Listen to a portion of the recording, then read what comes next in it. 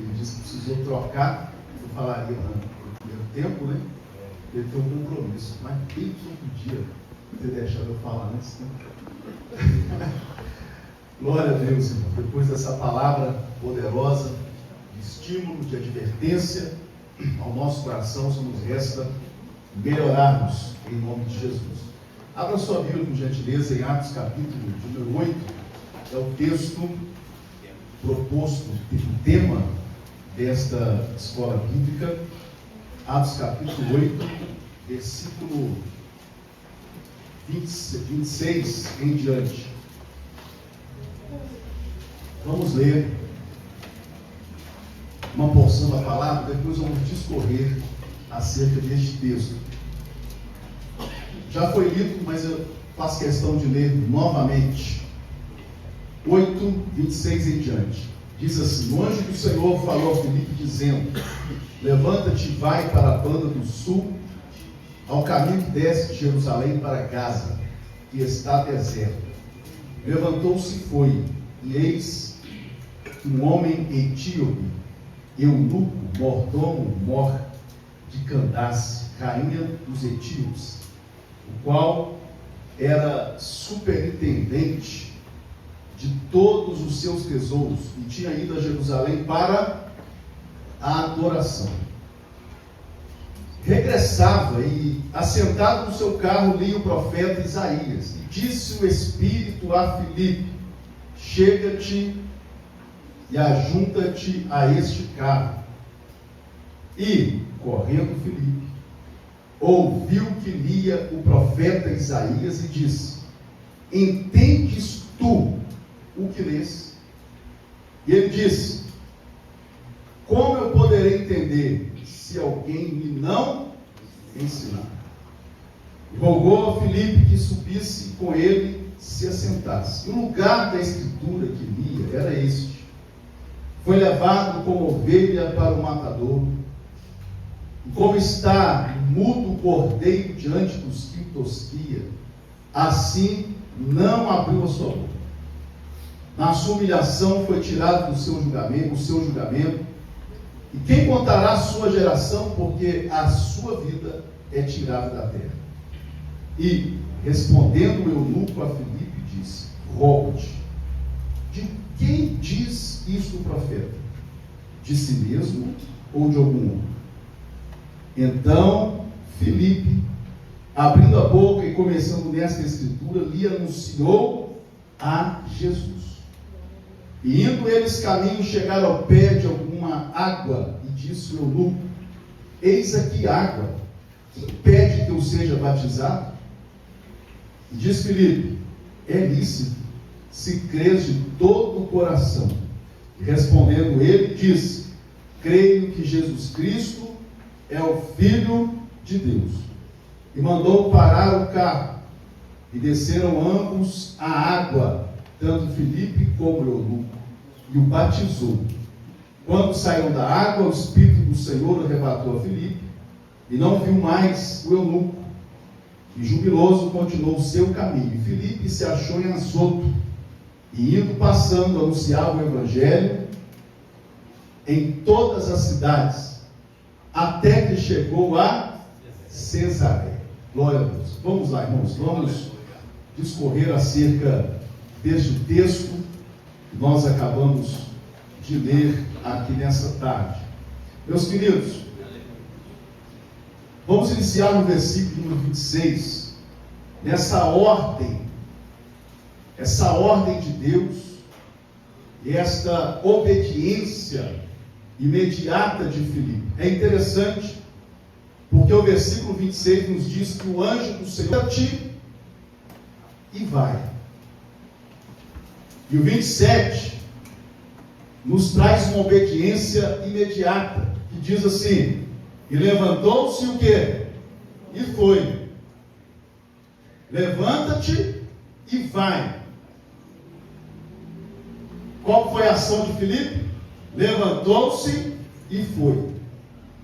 Isso aqui demonstra, irmãos, uma prontidão em obedecer, uma prontidão em fazer aquilo que Deus quer que nós façamos. uma prontidão em fazer aquilo que Deus determina que nós façamos. Nós estamos diante de um apóstolo com algumas características interessantes que nos chamam muita atenção, e também o contexto em que esta chamada para pregar ao etíope ela foi feita. É importante nós observarmos aqui um contexto e as características que tornavam esse obreiro, que tornavam Filipe um grande obreiro. A Bíblia diz, nesse mesmo capítulo que nós lemos, no versículo 12, que Filipe, ele pregava, olha a característica importante, ele pregava o evangelho de salvação. Ele tinha uma mensagem de salvação.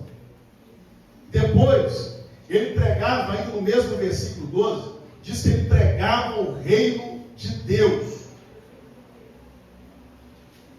Ainda no versículo 5, repetindo o 12, ele pregava, ele ensinava acerca do nome de Jesus. Nos mostra o conteúdo da mensagem que Filipe pregava. Agora, olha que interessante, no versículo 8, a Bíblia diz que a mensagem que ele pregava em Samaria, antes de ser chamado ao deserto de Gaza, lá diz no versículo 8, que a sua mensagem era seguida de sinais e maravilhas. Então, ele era um obreiro que pregava a salvação, pregava o reino de Deus, pregava o nome de Jesus, e era seguida a sua mensagem de sinais e maravilhas. Ele era um evangelista que influenciou uma cidade inteira. A sua mensagem mudou por completo a cidade de Samaria. Foi aquele tipo de cruzada evangelística que sacudiu a cidade de Samaria. Agora, ele tinha também um ministério com resultados visíveis, que é extremamente perseguido pelo ministério moderno. Versículo 6, capítulo 8, versículo de número 6, diz que as multidões unanimemente prestavam atenção o que ele dizia. Portanto, ele era um obreiro, um evangelista, um apóstolo, em que as multidões o seguiam. As multidões queriam estar onde ele estava, pela palavra que ele pregava, por aquilo que ele ensinava, pelos sinais que ele fazia. Isso atraía as multidões. Versículo 12 ainda, diz que as pessoas criam no que ele pregava e se convertiam, de maneira que eram batizadas. Então, era um ministério com resultados visíveis. Resultados visíveis, sinais, maravilhas, ajuntamento de multidões. As pessoas criam, acreditavam, as pessoas se juntavam, números e mais números se batizavam através da mensagem de Filipe. Havia também, irmãos, versículo 7, capítulo 8, versículo 7, diz que havia libertação. Diz aí, pois que espíritos imundos saíam de muitos que os tinham, clamando em alta voz, e muitos paralíticos e coxos eram o quê? Eram curados. Então, ele tinha, irmãos, Filipe tinha, portanto, aos nossos olhos, um ministério completo. Ele tinha uma palavra de salvação, ele falava acerca do reino de Deus, do nome de Jesus, a sua mensagem, a sua pregação era seguida de sinais e maravilhas. As multidões se ajuntavam. As multidões não só se ajuntavam para ouvir Filipe, mas elas criam, eram batizadas e inseridas no reino de Deus. Um ministério extremamente de quê? De resultados. É um tipo de obreiro, um tipo de evangelista que todos nós queremos em nosso ministério. Portanto, qualquer um de nós, irmãos, qualquer um de nós que estamos aqui gostaríamos de viver esta fase no ministério que Filipe viveu em Samaria. De fato, é quando você está na crista da onda, quando os resultados são visíveis e tudo acontece conforme você está planejando. É aquela fase, ele estava numa fase de dar frutos. Ele estava em um lugar em que o avivamento era notório. O avivamento era notório. Mas, nesse contexto que nós estamos aqui falando, o anjo do Senhor, a palavra do Senhor, veio a ele dizendo: levanta-te e vai. Mas não é levantar e ir para qualquer lugar. Levanta-te e vai para a banda do sul, ao caminho que desce de Jerusalém para Gaza. Mas eu tenho uma notícia para você: esse lugar está o quê? Deserto. Território filisteu. O lugar está deserto. Irmãos, é meio que contraditório aos nossos olhos. Quando Deus nos tira do lugar que está dando tudo certo e leva-nos para um lugar sem garantia nenhuma. Porque aqui não tinha garantia de nada. Aqui não tinha garantia. Ele não falou para você aqui: eu estou te tirando do avivamento, eu estou te tirando do lugar da bênção, eu estou te tirando do lugar do crescimento, eu estou te tirando do lugar das multidões, eu estou te tirando de lugares onde você está vendo sinais e maravilhas. Mas para onde eu estou indo? Você vai para Gaza, o lugar que está deserto. Para fazer o quê? Glória a Deus, aleluia. Para fazer, ele não questionou, pastor. Para fazer o quê? Bendito seja o nome do Senhor. Aos nossos olhos, tudo isso parece, irmãos, muito contraditório. Quando você sai do lugar onde está dando tudo certo, as coisas estão produzindo, as coisas estão caminhando bem, e você vai para um lugar de Deus. E é interessante que Deus, ele tem desses negócios. Tem ou não tem? Deus tem desses negócios. Eu já contei para os irmãos, em tempos passados, lá em 2013, eu estava no púlpito pregando, lá no campo de Varginha. Eu tinha 2 anos que eu estava lá, estava muito bem lá, diga-se de passagem, muito bem mesmo, uma cidade maravilhosa. Eu pregava lá na cidade de Campos Gerais, e no meio da mensagem, o Espírito Santo disse assim: desmonta os seus móveis, coloca tudo numa mala, tudo que você tem, porque você vai mudar. Poucas vezes, irmãos, Deus falou comigo assim, audivelmente, assim, sabe, pastor Tiago? Você tem essa experiência, eu te amo. Mas poucas vezes, pastor, Deus falou assim, de forma, eu parei de pregar e disse assim para o pastor Armando, que é um pastor de tempo integral: pastor, eu estou bem aqui, o Estado me mandou para cá tem 2 anos, não tem chance nenhuma de eu sair daqui não. Quem sabe, mas Deus falou assim, é nítido. Quem sabe Deus está falando com o senhor, discirna. E continuei a pregar. Minha esposa comigo, uma amiga nossa também conosco lá. Na volta, essa irmã disse assim: pastor, será que Deus soube que está indo embora não? Eu disse: eu não. Eu não quero ir embora, não tenho plano de sair daqui. Irmãos, para resumir a história, no outro dia, isso é no domingo, na segunda-feira de manhã,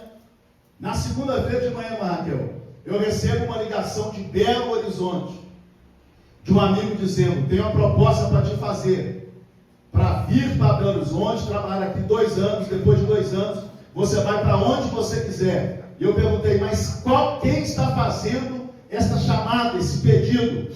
É o Estado-Maior da Polícia Militar de Minas Gerais. É o Comando Geral que está chamando e o seu nome foi lembrado. Não sei porquê.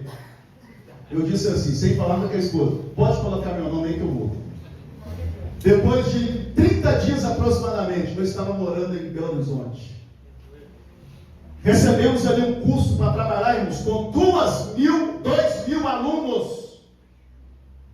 2.000 alunos de formação. E quando eu vi ali aquela multidão de alunos de todos os estados do Brasil e de várias regiões de Minas Gerais, eu perguntei ao Senhor o que o Senhor quer comigo aqui. E rapidamente eu recebi a instrução de Deus. Eu vou discipular, trabalhar, fazer culto com esses meninos. E pedi autorização para o comandante daquela semana, do início dos cursos. Estou sendo aqui bem breve, irmãos. E quando aquela mensagem chegou o comandante da escola, daqueles alunos, ele mandou que eu me apresentasse a ele. Eu me apresentei a ele, e quando eu entrei na sala, eu lembro que era uma sala grande, a mesa lá no fundo assim, ele disse, fecha a porta. Eu fechei a porta, ele levantou-se, veio em minha direção, me deu um abraço e disse assim, meu irmão, a paz do Senhor Jesus. Aleluia! A paz do Senhor. Coronel, você é crente? Sou crente. Aleluia! Tem 2 anos que eu estou orando na minha casa, na célula que temos lá. Tem 2 anos que nós estamos orando, porque eu precisava de alguém que dirigisse culto, que discipulasse, que cuidasse desses alunos. Esse curso não é somente um curso de formação da Polícia Militar. Isso aqui é um celeiro de almas. Você pode glorificar mais o nome do Senhor. Tem hora que Deus nos chama do lugar que você está bem, para lugares que você não tem assim, expectativa. Deus não esclarece assim a princípio, mas eu quero dizer para você uma coisa aqui. Deus está no controle de todas as coisas. Aleluia!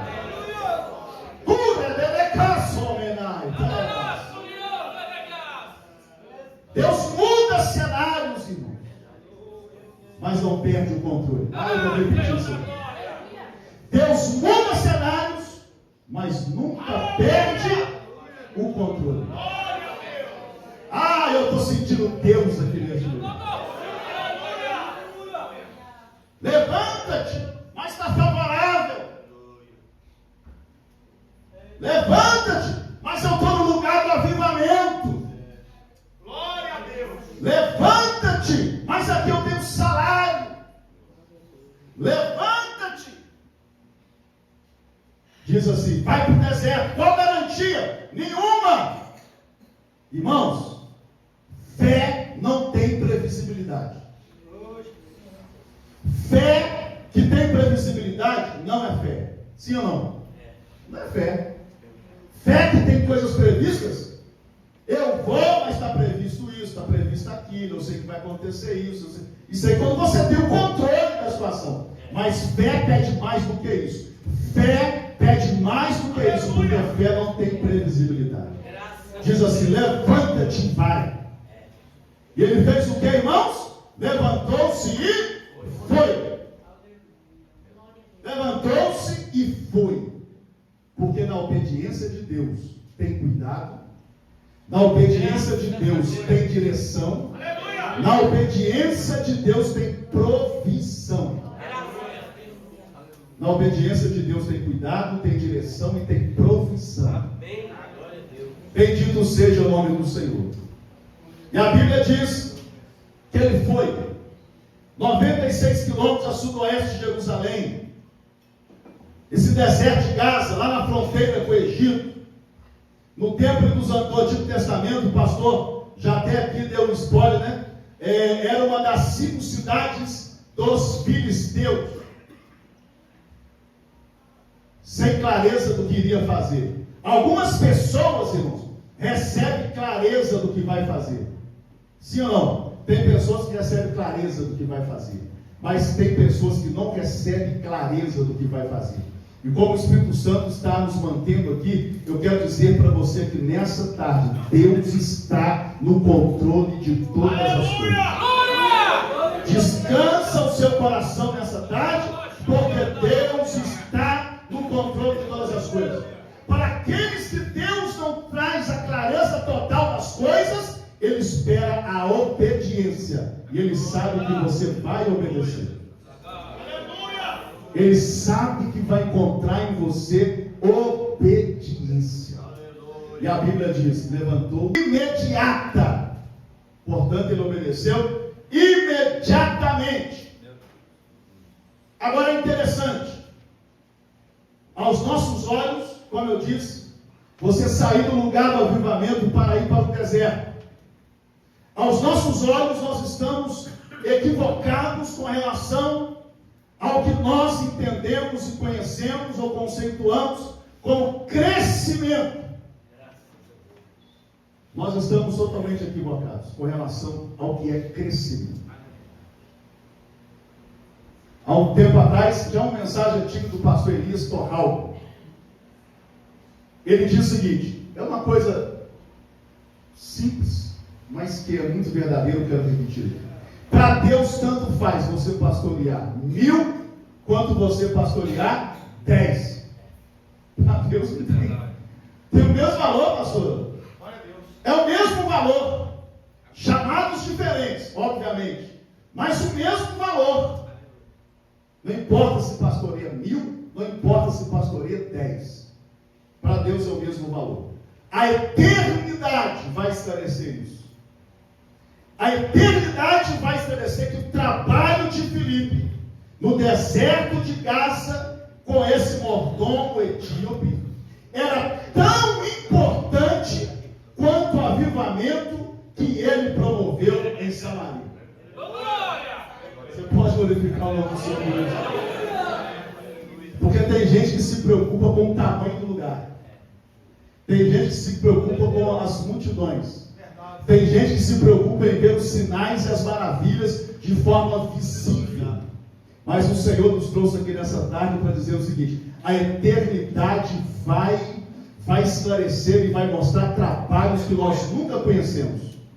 A eternidade vai trazer à tona trabalhos anônimos que nós nunca conhecemos, pessoas que nós nunca conhecemos e trabalhos que nós nunca conhecemos, porque para Deus o trabalho em Gaza de Filipe é tão importante quanto o avivamento que ele promoveu em Samaria.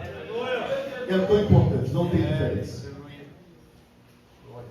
E ele vai, e tem algo interessante que a Bíblia nos mostra vários momentos, várias passagens em que a Bíblia nos mostra os acontecimentos acontecendo assim como uma engrenagem.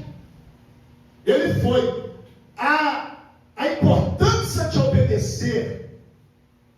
Quando Deus fala, é porque nós vamos chegar no outro lugar na hora certa. Se ele chega antes, o eunuco não estava lá. Mas se ele decide ficar ali depois, o eunuco já tinha passado. Tem oportunidades que passam e não voltam mais. Deus nos chama para algumas coisas que, se você não fizer naquele momento que Deus está falando, está mandando fazer, não volta mais. Meu pai dizia assim, aquele ditado que nós conhecemos aqui em Minas Gerais, né? Se o cavalo passar guiado em cima dele, sobe nele e vai. Não tem um ditado assim? Porque pode ser que ele não volte mais. Pode ser que eu não volte mais. E aí você acha que Deus vai negociar no meu tempo? Você acha que Deus está disposto mesmo a falar assim, é do meu jeito, Senhor? É do meu tempo? O que Deus está dizendo para nós aqui é exatamente isso. Se você chega antes, o eunuco não estava lá. Se Filipe chegasse depois, o eunuco poderia já ter passado.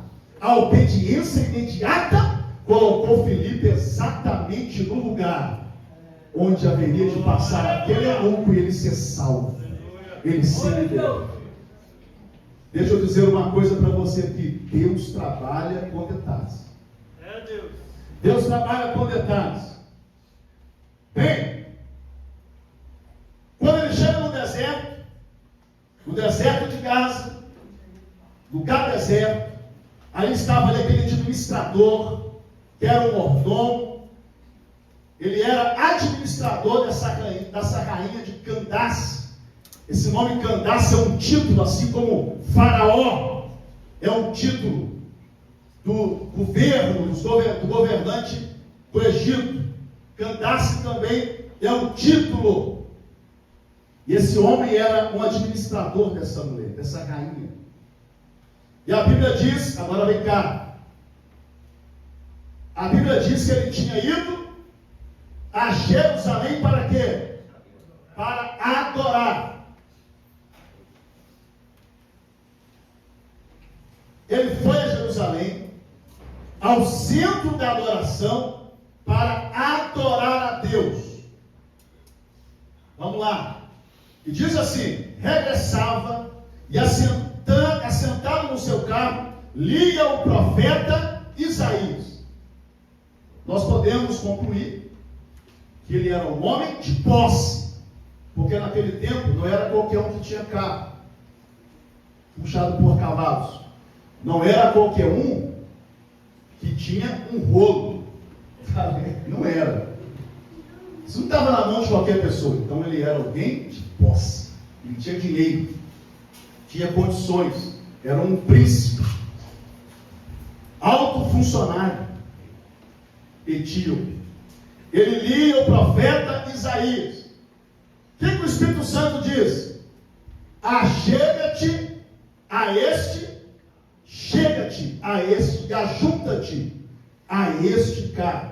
Porque o Espírito Santo, irmãos, é aquele que nos impulsiona na obra do Senhor.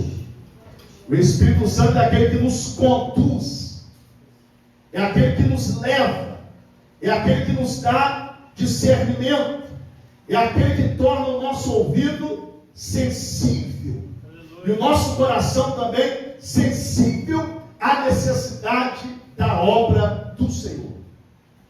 Ele nos impulsiona a pregar, nos impulsiona a ensinar a palavra de Deus. Foi o Espírito que diz: chega-te, ajunta-te a este carro. Portanto, é Ele que conduz cada obreiro, cada um que está envolvido na obra do Senhor, para a necessidade da obra, conforme a necessidade da obra. Ele é também aquele que convence, já foi dito pelo nosso pastor presidente aqui, do pecado, da justiça e do juízo. Ele participa de todo o processo de salvação e da aplicação da palavra de Deus onde? No coração do homem. É Ele que conduz. Ele que conduz. Foi Ele que tirou Filipe de Samaria, onde havia um grande avivamento, e levou ele para o deserto. É Ele que conduz pregadores da palavra de Deus. É Ele que conhece a necessidade dos pecadores em relação à sua carência da palavra de Deus. Porque ele pergunta assim, Filipe pergunta assim: você entende aquilo que você está lendo? E ele responde: como eu vou entender, como poderei entender se alguém não me explicar?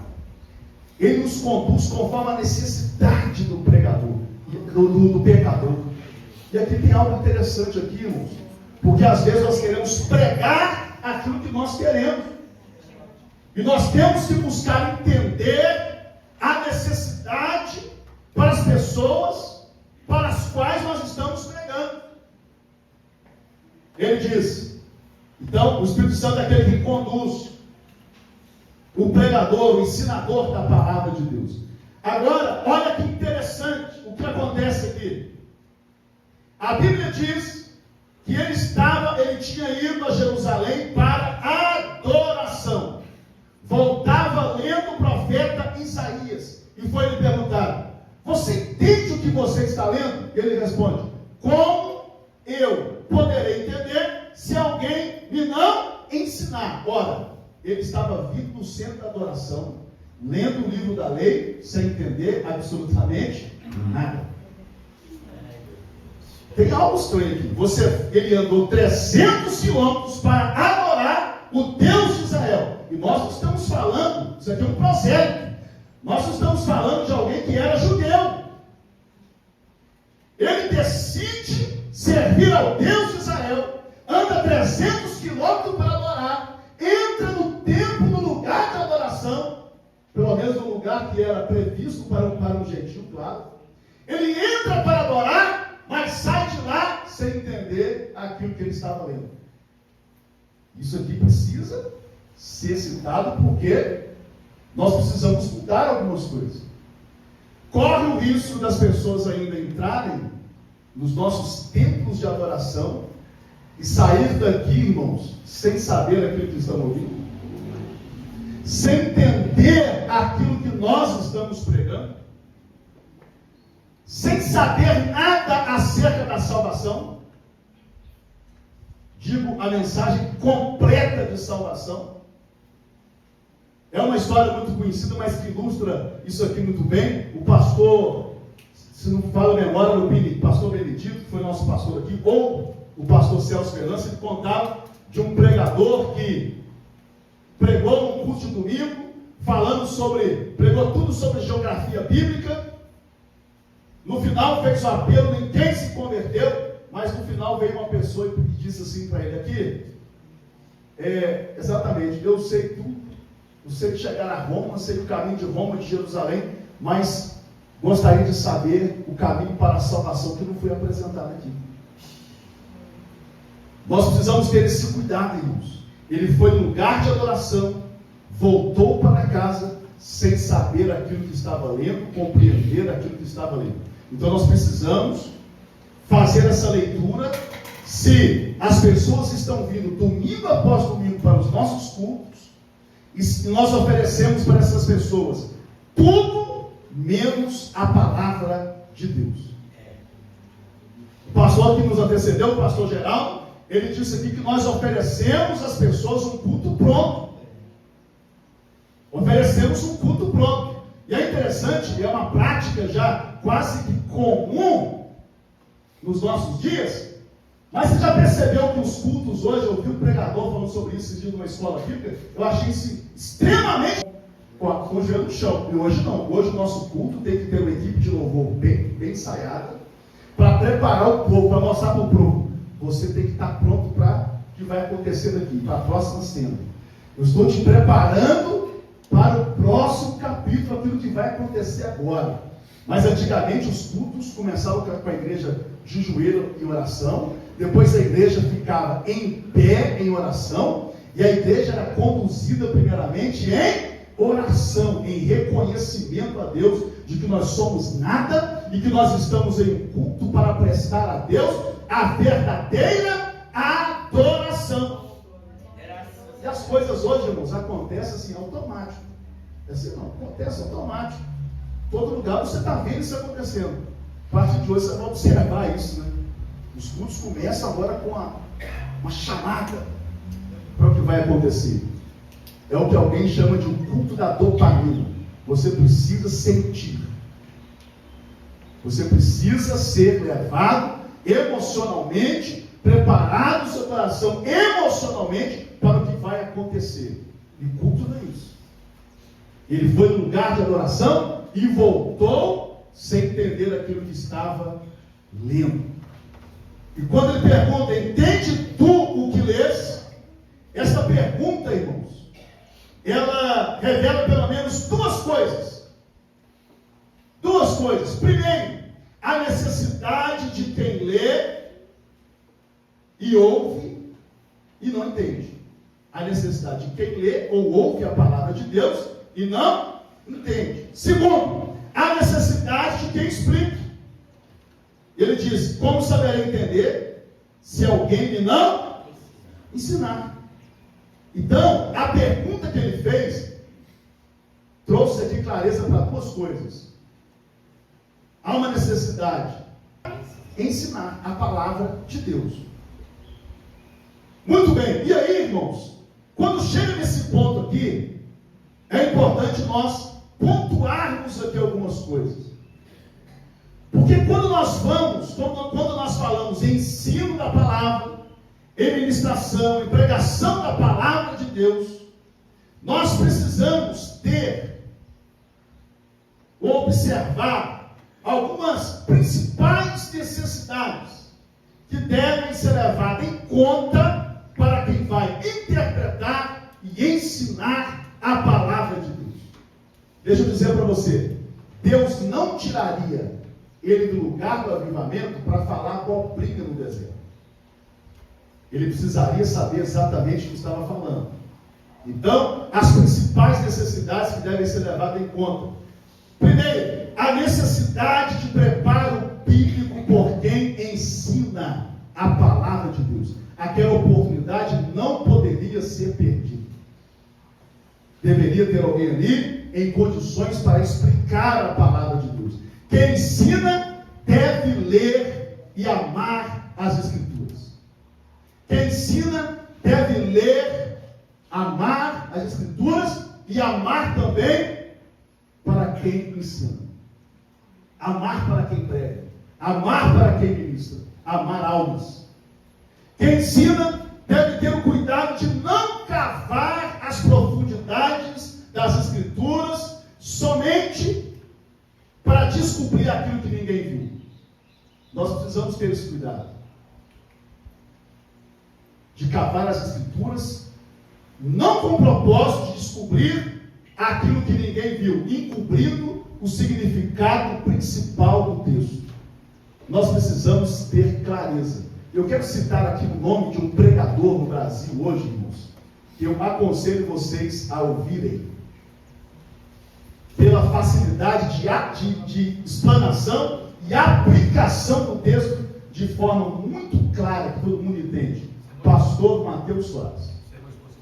Sim, pastor Mateus Soares, um jovem pregador. Anota aí, Mateus Soares. Se você não ouviu, ouça. E você vai lembrar do que eu estou dizendo. Facilidade de expor, de não complicar, de entregar a palavra com facilidade, de forma que todos tenham facilidade de entender. Porque a palavra precisa ser lida, explicada e o quê? E aplicada. Pastor Mateus Soares, vai lá. E não fazê-lo somente quando vai pregar um sermão ou ensinar. Precisa se submeter aos métodos e regras de interpretação bíblica. Ok? Precisa disso. Quais regras? Nós vamos falar aqui rapidamente acerca de algumas. Há também a necessidade de interpretação fiel do texto. A Bíblia diz, irmãos, olha só o que diz o texto, versículo 35. Diz assim: então Filipe, abrindo a boca e começando nesta escritura, lhe anunciou a quem? A Jesus, a Cristo. Começando onde? Onde ele estava lendo. Era o que importava para ele naquele momento. Então nós precisamos ser objetivos. Nós precisamos ser simples. Quando eu falo simples, não é ser simplório, não é ser raso, não é isso. Nós precisamos ter clareza quando vamos falar do Evangelho. Ele começou naquele texto, ok? Então, como eu disse, ler o texto, explicar o texto e aplicar o texto.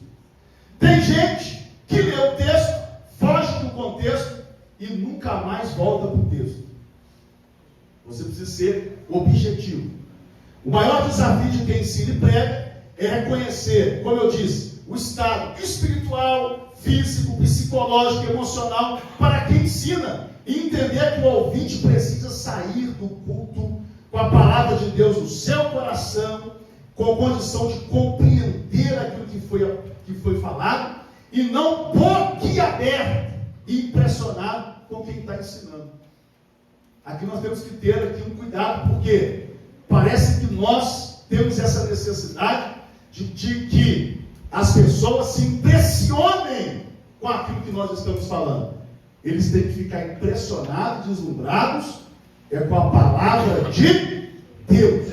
É ela que transforma, que cura, que salva, que liberta. É a palavra de Deus que faz, e não nós.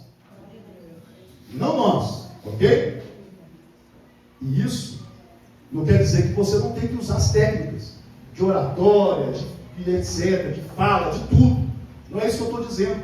Mas quem tem que aparecer é a palavra de Deus.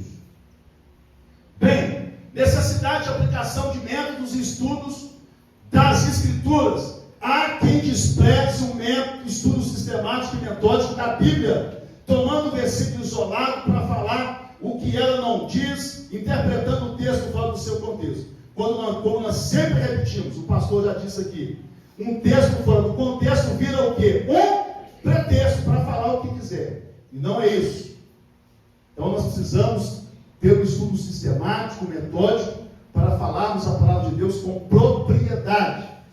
O estudo por método não priva a mente da sua capacidade criadora, muito pelo contrário, vai servir como elemento disciplinador e orientador do desenvolvimento organizado do seu estudo bíblico e da maneira que você vai expor aquilo que você está pretendendo.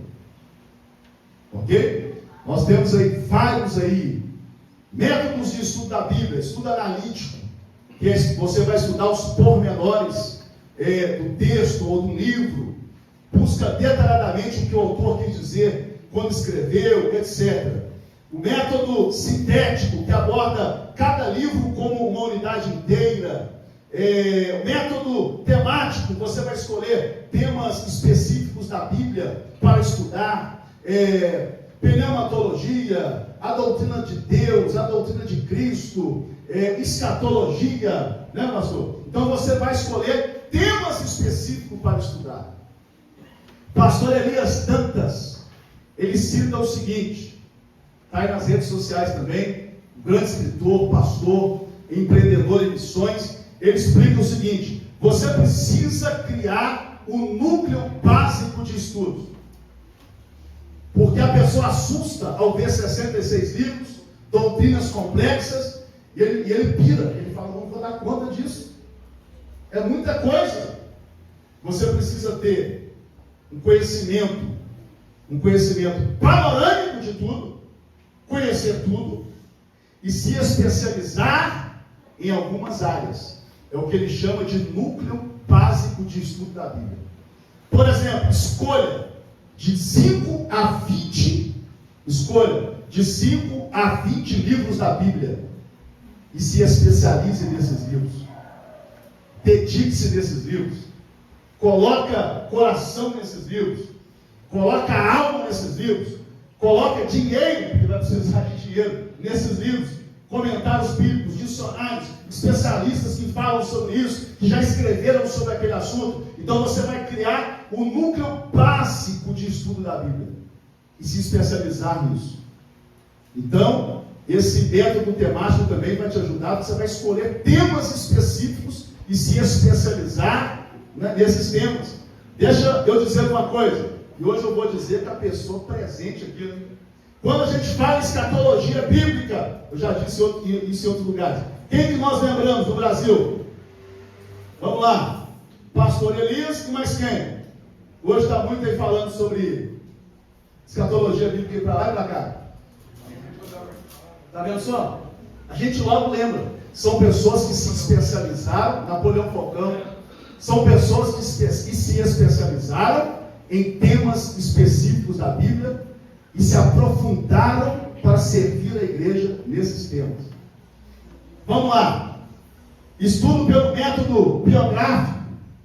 Conhecermos a biografia dos personagens da Bíblia. Método histórico. Você vai conhecer o fundo histórico dos acontecimentos. Método teológico. Você identifica a teologia bíblica abordada pelo livro, num livro específico, e a ligação daquele livro, aquela doutrina com os demais livros da Bíblia, método devocional, enfim.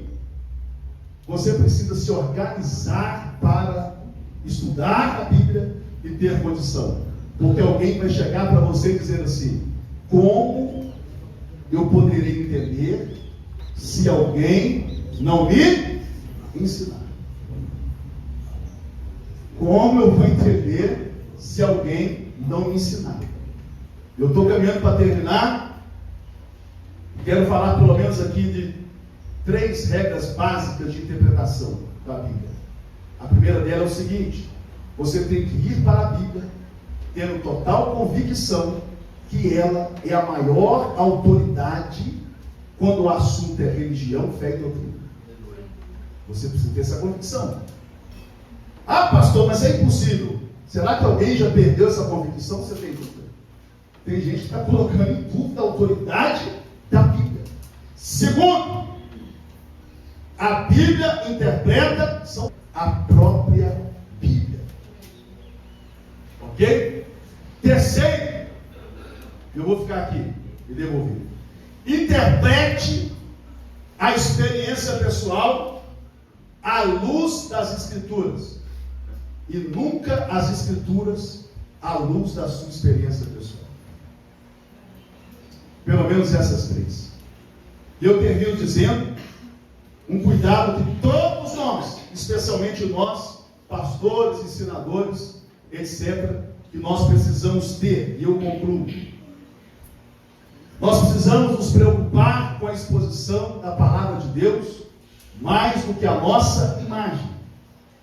Preste atenção, Jesus foi tentado, na tentação de Jesus, ele foi tentado em 3 lugares. No deserto, foi tentado com a gula. Ok? No monte, com a ambição. Tudo isso que eu te darei se prostrado me adorarás. No pináculo do templo, ali o diabo tentou ele com as Escrituras mal interpretadas. Porque ele disse assim: lança-te daqui, e ele te dará ordem. Ele dará ordem aos anjos a seu respeito. E Jesus disse: não tentarás o Senhor Deus. Então, ele foi tentado no deserto, na gula. No deserto, na gula. No monte, na ambição. No pináculo do templo, distorção das Escrituras. O púlpito é o nosso pináculo do templo hoje, senhores pregadores e ensinadores. E nós somos tentados diariamente a distorcer, a tirar, a acrescentar a palavra de Deus a nosso bel prazer. Seja para parecermos profundos, ou seja para agradar aquilo que está dando certo, que é o pragmatismo. Não tem problema.